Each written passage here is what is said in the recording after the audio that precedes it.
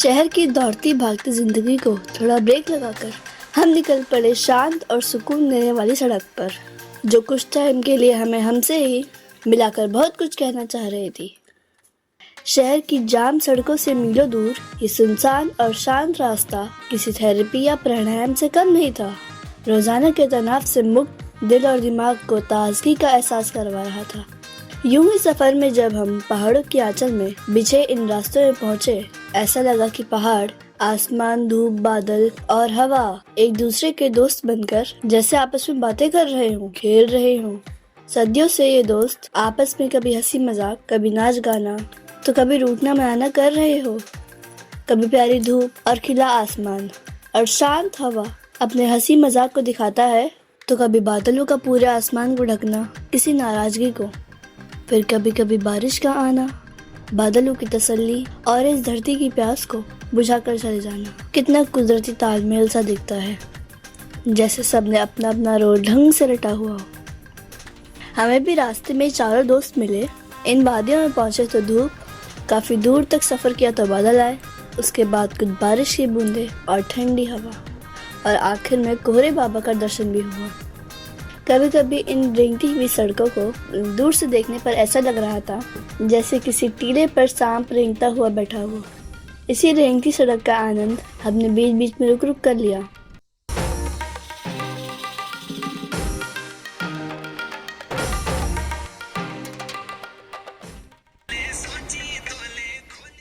और इसी तरह रुक रुक कर सफर का मजा लेते लेते हम अपने गांव के नजदीक आने लगे। पहली बार वो सब देख रही थी जो मम्मी पापा के मुंह से सुना था। गांव का घर, वहाँ का जीवन और ये सीढ़ीदार खेत। अनुश्री पालीवाल, आप किधर जा रहे हैं? किसके गांव? अपने गांव। आप कितनी बार आ चुकी अपने गांव? पहली बार। और वो रहा हमारा गांव, जिसका एक हिस्सा दूर से दिख रहा था। किसी ने अपने आंगन में धुआं भी लगा रखा है। बाप रे, इतने घनघोर जंगल के बीच आगे देखते ही क्या अनुभव होता है। आज मेरे ही गांव में पहली सुबह थी। सूर्य भगवान भी पहाड़ी के पीछे से आते हुए दिख रहे हैं, जैसे आवाज लगा रहे हैं, चलो आ गया मैं, लग जाओ अपने अपने काम पे। ये है मेरे दादा दादी के बनाया हुआ घर। कैसा जीवन रहा होगा।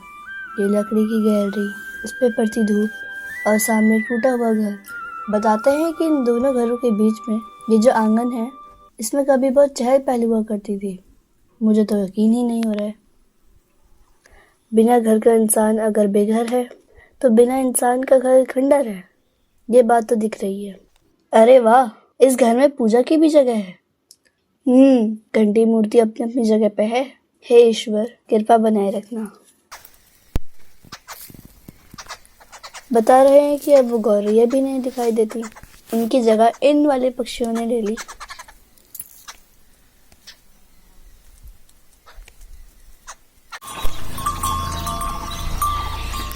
लो भाई, बैलों ने भी अपनी डोर संभाल ली है।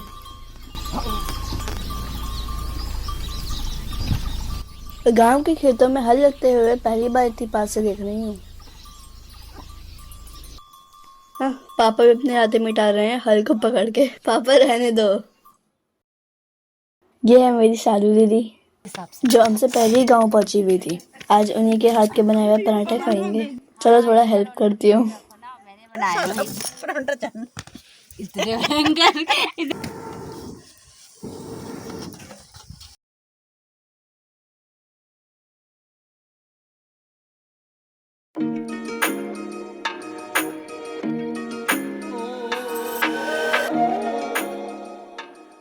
अब हम यानी मैं, पापा, मम्मी, चाचा चाची और हमारी छोटी सी बहन ओमी यूं ही निकल पड़े गांव के अलग अलग जगहों को देखने के लिए। कितना शुद्ध वातावरण, कितनी शुद्ध हवा।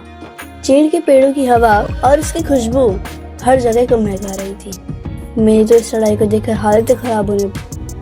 मम्मी पापा की भी आदत छूट चुकी थी ऐसे रास्तों पे चलने की। वो भी घास फूस पकड़ के चल रहे थे।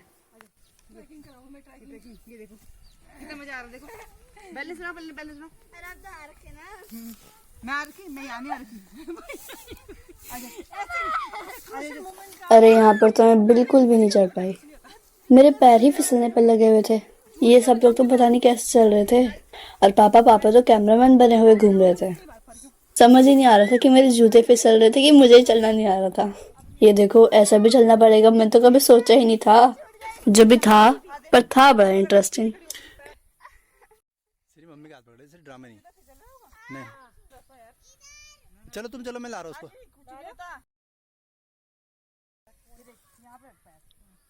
ऐसा लगा था कि टॉप में पहुंचते ही आसमान पकड़ लेंगे।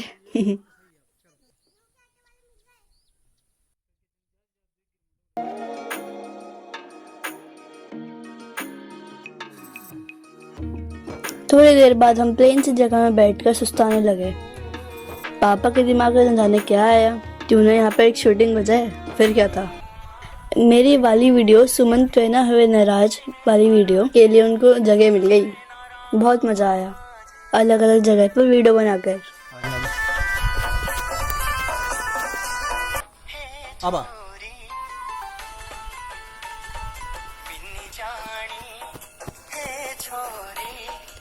और ऐसे में हमारी छुटकी सी प्यारी बहन कैसे चुप रह सकती थी, वो भी अपने अंदाज में हमारा साथ देती रही।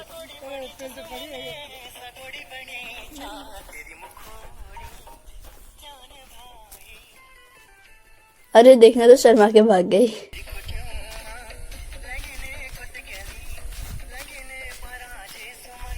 चलो भाई चलो, जल्दी, हमें शाम को घर भी वापस जाना है। पर इन पहाड़ों पे चलते हुए जो महसूस हो रहा था ना, वो सपने से कम नहीं था मेरे लिए।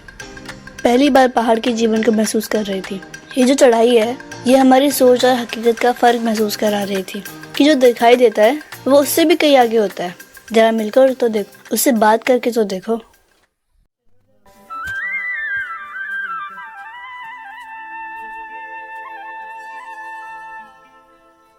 आखिर हम अपने गांव की एक चोटी पे बने मंदिर पे पहुंचे। जैसे भगवान यहाँ पर नीचे बसे गांव की देखभाल करने के लिए अपना आसन लगाए बैठे हो। इतना सुनसान, जैसे कोई तपस्या के लिए जगह चुनकर बैठा हो। यही सोचकर मैं आगे मंदिर की ओर बढ़ती गई, भगवान का आशीर्वाद लिया। बस यहीं पर हमने अपनी फोटो खिंचाई और आगे बढ़े। कहीं छांव, कहीं धूप, कहीं रास्ता, तो कहीं रास्तों में मिलते हुए घर, घर में बसे लोग, लोगों के संवारे हुए फूल और फूल, फूलों की खिली हुई मुस्कुराहट, मुस्कुराहट से मिला अपनापन, उस अपनेपन को गले लगाने की चाह और उस चाह से मिलने वाला आनंद, फिर आनंद से दूर जाने का एहसास पल भर जीने की अहमियत को बता रहा था। ऐसे ही घूमते कहो या भटकते हुए कहो, हम निकल पड़े ढलान की ओर, क्योंकि आधा दिन बीत चुका था और धीरे धीरे घर की ओर भी जाना था। लेकिन ये क्या था, हम किस जंगल की ओर जा रहे हैं? आगे रास्ता है क्या? चाचा तो आगे आगे ही चले जा रहे हैं, क्योंकि वही हमारे गाइड है इस समय। पेड़ ही पेड़, पेड़ों से गिरे हुए पत्ते, वो भी गिर के सूख गए, और उन सूखे पत्तों पर चलना और भी खतरा, तो इसलिए ही जा रहे थे चलते चलते। तो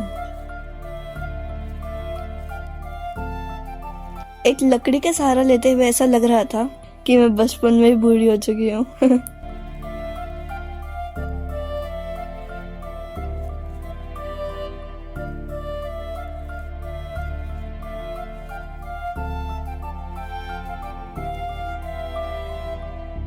अरे फिसली फिसली, अरे बच गई। कोई मेरे लिए रुक भी नहीं रहा है। अरे इतने आगे क्यों चल रहे हो, रुक जाओ ना मेरे लिए।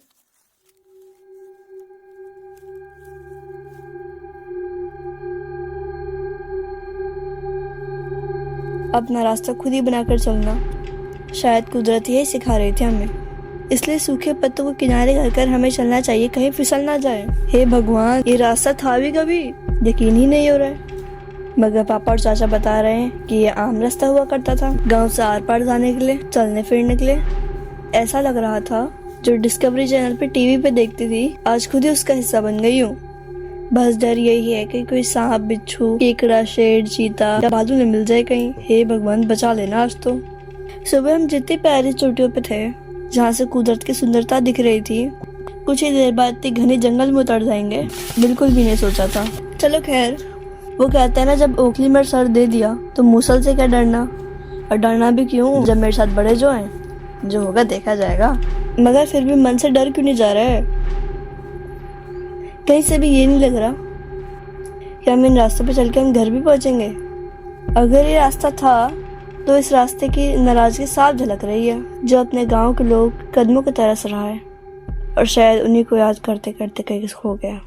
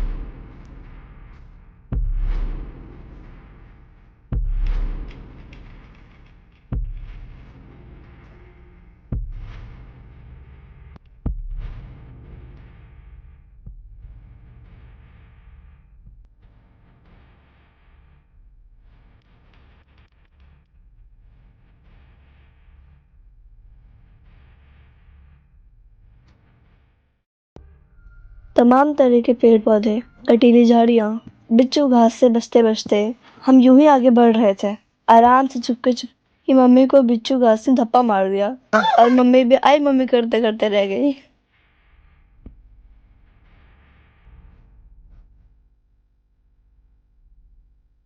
मम्मी पे लगे इस बिच्छू घास के अटैक से मैं भी सहम गई थी और मैंने खुद को अपने दुपट्टे से लपेट लिया। ऐसा लग रहा था कि हम सभी को कोई बनवास हो गया और राम सीता लक्ष्मण जी की तरह हम भी जंगलों में भटक रहे हैं।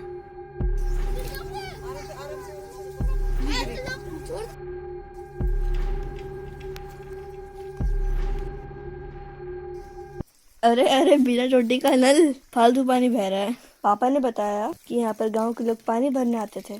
कुदरती पानी बहता रहता है, जो एक पाइप लगाकर अलग से यूज करने के लिए कर दिया। बाकी का पानी या तो सूख गया या जमीन से रिस कर कहीं आगे बढ़ गया।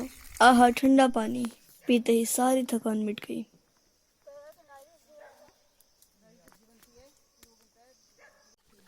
कई पथरीले, कई सूखे, कई पानी तो कहीं टेढ़े मेढ़े रास्ते।